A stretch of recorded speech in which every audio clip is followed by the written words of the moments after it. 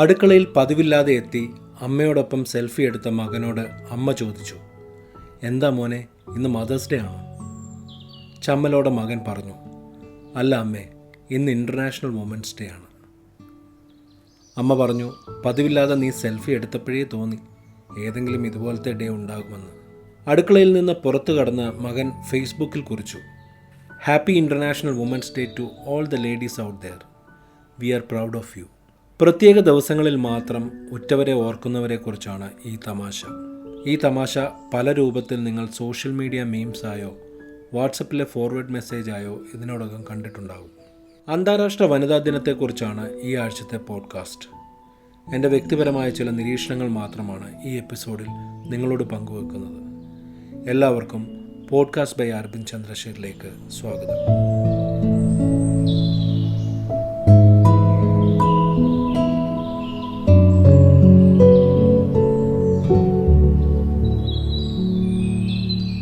March 8 അന്താരാഷ്ട്ര വനിതാ ദിനം. വനിതകളുടെ സാമൂഹിക, സാമ്പത്തിക, സാംസ്കാരിക, രാഷ്ട്രീയ നേട്ടങ്ങളെ പ്രകീർത്തിക്കുവാൻ അന്താരാഷ്ട്ര തലത്തിൽ ആഘോഷിക്കപ്പെടുന്ന ദിവസമാണിത്. പത്രത്താളുകളിലും ഇലക്ട്രോണിക് മീഡിയയിലും സോഷ്യൽ മീഡിയയിലും ഈ ദിവസം ഗംഭീരമായി ആഘോഷിക്കപ്പെടുന്നു.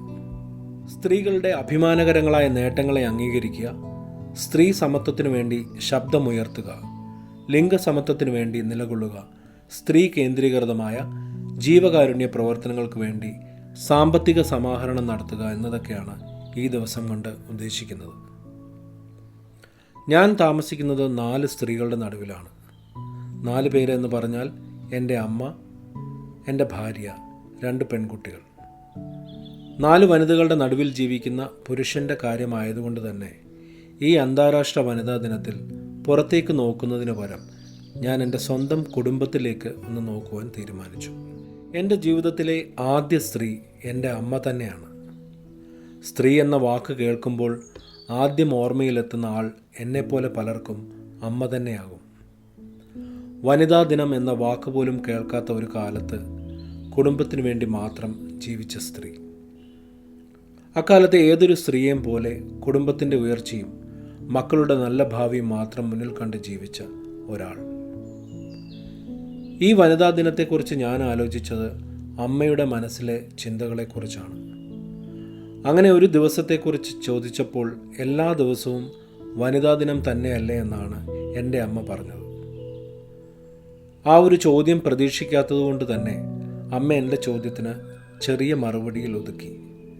അല്ലെങ്കിൽ ഒരുപക്ഷെ അവർ അതിനെക്കുറിച്ച് കൂടുതലൊന്നും ആലോചിച്ചിട്ടില്ല എന്നെനിക്ക് തോന്നി.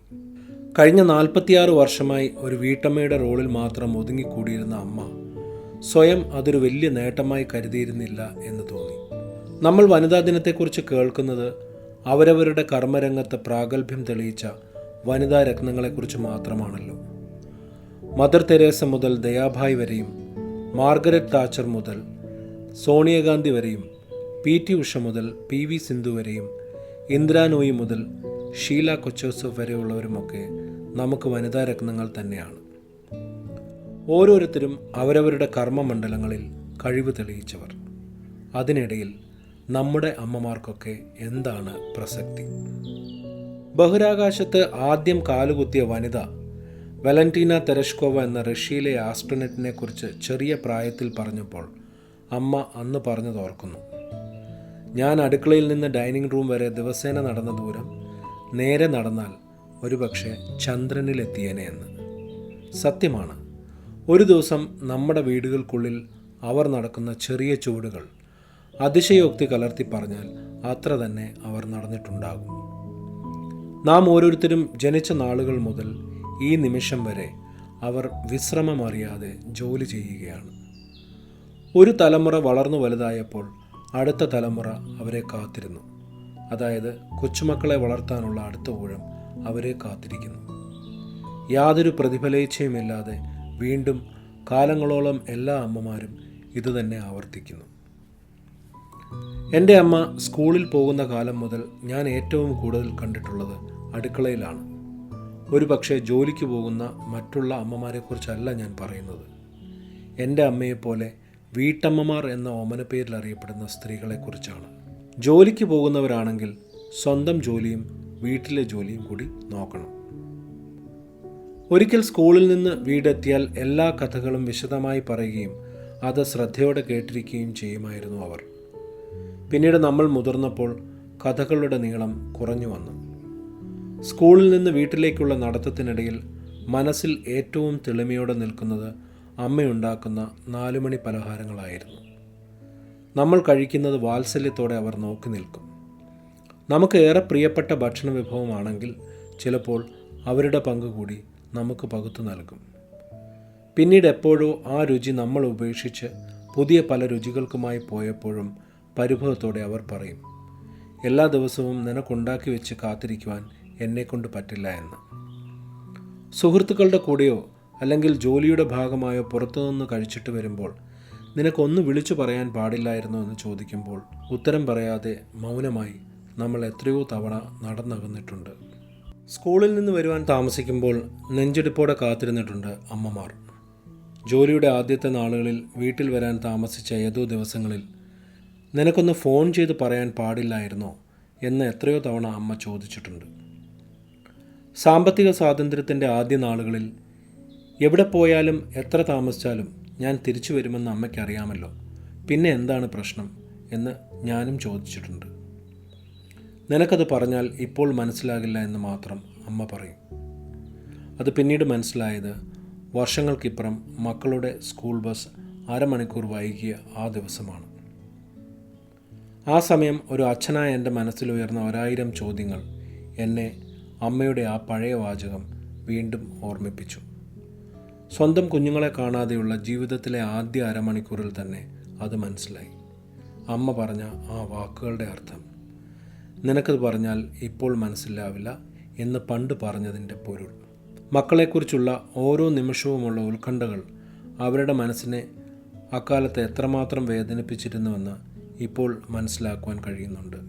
മഴ നനഞ്ഞു വരുന്ന മക്കളെ ചേർത്ത് പിടിച്ച് തല തുവർത്തി തരുന്നത് മുതൽ മറന്നുപോയ ചോറ്റുപാത്രം പിറകെ ഓടിക്കൊണ്ട് തരുന്നത് വരെയുള്ള അവരുടെ 1000 കാര്യങ്ങൾ മനസ്സിലാക്കുവാൻ വർഷങ്ങൾ വേണ്ടി വന്നു. അപ്പോഴും അവർക്ക് വേണ്ടതെന്താണെന്ന് ചോദിക്കുവാൻ പലപ്പോഴും മറന്നു.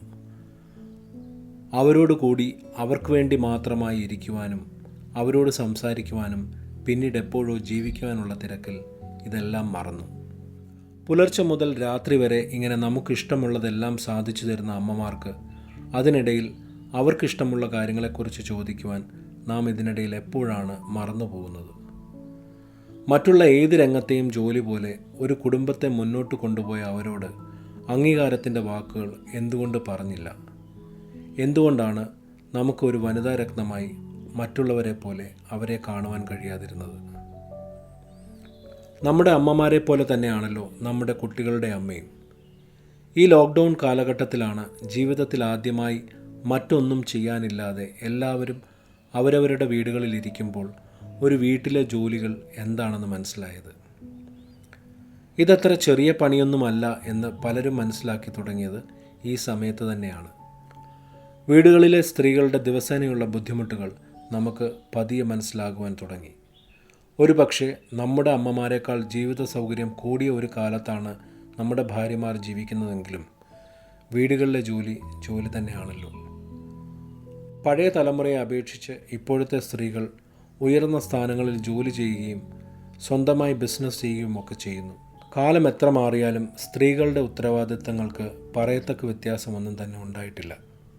ഒരു ദിവസം പല സമയങ്ങളിലായി ചായയും മറ്റു ഭക്ഷണവുമൊക്കെ നമ്മുടെ അടുത്തേക്ക് വരുന്നതിൻ്റെ ബുദ്ധിമുട്ടുകൾ ആദ്യമായി എന്നെപ്പോലെ പലരും മനസ്സിലാക്കിയത് ഈ ലോക്ക്ഡൗൺ ദിവസങ്ങളിലായിരിക്കും. മുൻപ് പലപ്പോഴും മനസ്സിലായിട്ടും ശ്രദ്ധിക്കാതെ ഇരുന്നത് തന്നെയാണല്ലോ.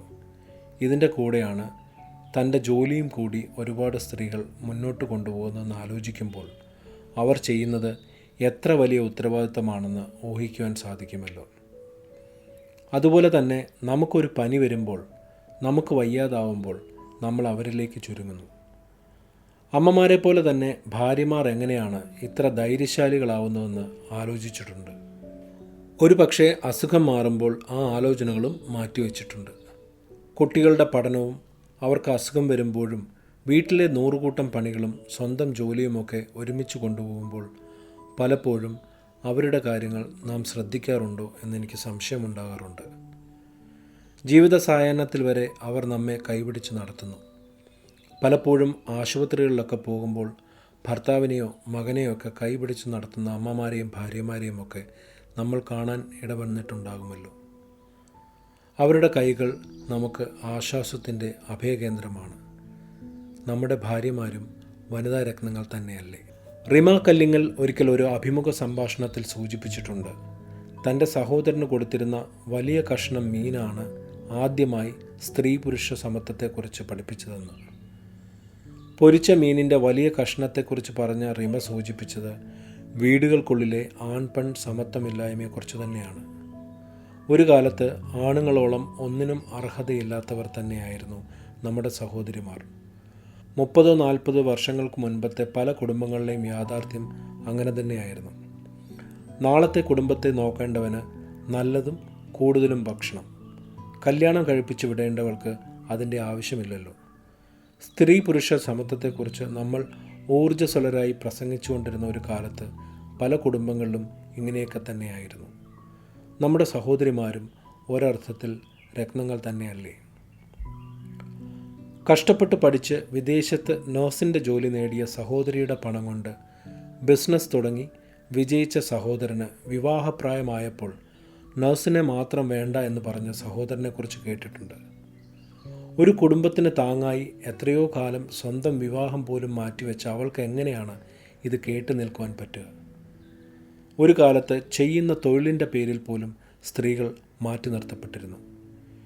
ഇനി ജോലി ചെയ്യുന്ന സാമ്പത്തികമായി സ്വാതന്ത്ര്യമുള്ള സ്ത്രീകൾക്ക് സ്വന്തമായി പണം കൈകാര്യം ചെയ്യാനുള്ള അവകാശം ഇപ്പോഴും നിഷേധിക്കപ്പെടുന്നില്ലേ? ഭാര്യമാരുടെ ATM കാർഡുകൾ എങ്ങനെയാണ് ഭർത്താക്കന്മാർക്ക് സ്വന്തം പോലെ കൈകാര്യം ചെയ്യാൻ പറ്റുക? ഇങ്ങനെയുള്ള അസമത്വങ്ങൾക്കിടയിൽ വനിതാ ദിനത്തിന് എന്താണ് പ്രസക്തി? പെണ്ണിൻ്റെ ശബ്ദമുയരുന്ന വീടുകൾ അശാന്തിയുടെ വിളനിലമാകുമെന്ന ഫേസ്ബുക്ക് പോസ്റ്റ് ഷെയർ ചെയ്യുന്ന നമ്മൾക്ക് എന്തിനു വേണ്ടിയാണ് പെണ്ണ് ശബ്ദമുയർത്തുന്നതെന്ന് ഇനിയും ചിന്തിക്കുവാൻ കഴിഞ്ഞിട്ടില്ല. സ്വന്തമായി വസ്ത്രം തിരഞ്ഞെടുക്കാൻ കഴിയാത്ത, അല്ലെങ്കിൽ തിരഞ്ഞെടുക്കുന്ന വസ്ത്രങ്ങൾക്ക് ഭർത്താവിൻ്റെ സമ്മതം വേണ്ടി വരുന്ന ആയിരക്കണക്കിന് സഹോദരിമാർ ഇപ്പോഴും കേരളത്തിലുണ്ട്. സ്വന്തമായി യാത്ര ചെയ്യാൻ അനുവാദമില്ലാത്ത, സ്വന്തം വീട്ടിലേക്ക് പോകുവാൻ മുൻകൂർ അനുവാദം വേണ്ട എത്രയോ പേർ ഇപ്പോഴും ജീവിച്ചിരിക്കുന്നു. ഞാനടക്കമുള്ള ആൺവർഗം സ്നേഹത്തിൻ്റെയും കരുതലിൻ്റെയും ഒക്കെ പേര് പറഞ്ഞ് സത്യത്തിൽ അവരുടെ അവകാശങ്ങളെ ഞെരിച്ചു കളയുകയാണ്. എന്നിട്ടും സോഷ്യൽ മീഡിയയിൽ പോസ്റ്റ് ഇടുന്നു, സ്ത്രീകളെ, ഞങ്ങൾ നിങ്ങളെ ഓർത്ത് അഭിമാനിക്കുന്നു. നമ്മുടെ വളർച്ചയിൽ നാം കണ്ട പല കാഴ്ചകളും നമ്മെ സ്വാധീനിക്കാറുണ്ട്. സിനിമയും സാഹിത്യവും നമ്മുടെ കുടുംബങ്ങളിൽ കണ്ട കാഴ്ചകളുമൊക്കെ നമ്മെ പ്രത്യക്ഷത്തിലോ അല്ലാതെയോ സ്വാധീനിക്കാറുണ്ട്. പിന്നീട് ഓരോ തലമുറയും ഇത് അനുകരിക്കുന്നു. ഇവിടെയാണ് അന്താരാഷ്ട്ര വനിതാ ദിനത്തിൻ്റെ പ്രസക്തി. അതൊരു ഓർമ്മപ്പെടുത്തലാണ്. നാം ഒരു സമൂഹം എന്നുള്ള രീതിയിൽ എത്രമാത്രം വളർന്നു എന്നുള്ളതിൻ്റെ ഓർമ്മപ്പെടുത്തൽ. ഇങ്ങനെയുള്ള ദിവസമാണ് നമ്മൾ നമ്മളോട് തന്നെ ചോദിക്കേണ്ടത്. ലോകത്തെ വനിതാ രത്നങ്ങളെക്കുറിച്ച് വാചാലരാകുമ്പോൾ തന്നെ നാം നമ്മുടെ കുടുംബങ്ങളിലെ സ്ത്രീകളെ, സഹോദരിമാരെ, നമ്മുടെ പെൺകുട്ടികളെ എങ്ങനെയാണ് കൈകാര്യം ചെയ്യുന്നത്? നേരത്തെ വനിതാ ദിനത്തിൻ്റെ ലക്ഷ്യങ്ങളെക്കുറിച്ച് പറഞ്ഞതുപോലെ നമ്മുടെ വീടുകളിലെ സ്ത്രീകളെ, അവരുടെ അഭിമാനാർഹമായ നേട്ടങ്ങളെ നാം അംഗീകരിക്കാറുണ്ടോ? അവരുടെ സാമ്പത്തിക സ്വാതന്ത്ര്യത്തെക്കുറിച്ച് എപ്പോഴെങ്കിലും ചിന്തിച്ചിട്ടുണ്ടോ?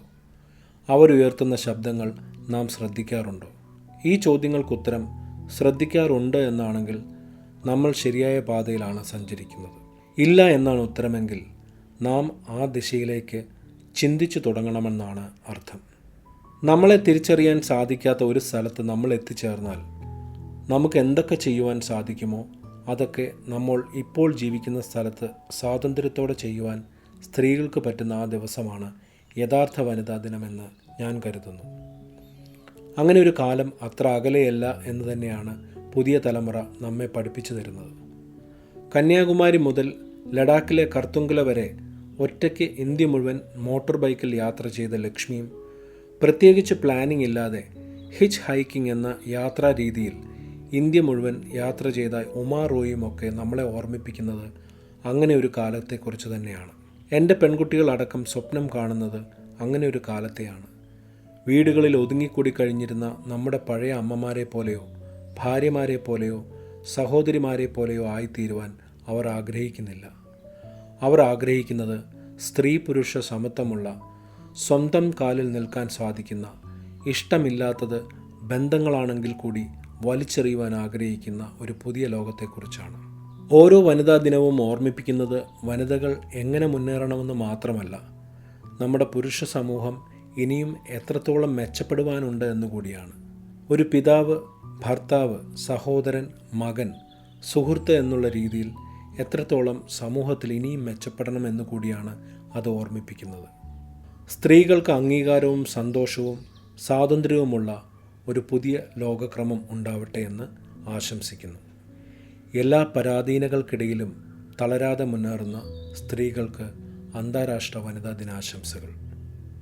അന്താരാഷ്ട്ര വനിതാ ദിനത്തിനെക്കുറിച്ചുള്ള ഈ പോഡ്കാസ്റ്റ് എപ്പിസോഡ് ഇവിടെ പൂർണ്ണമാകുകയാണ്.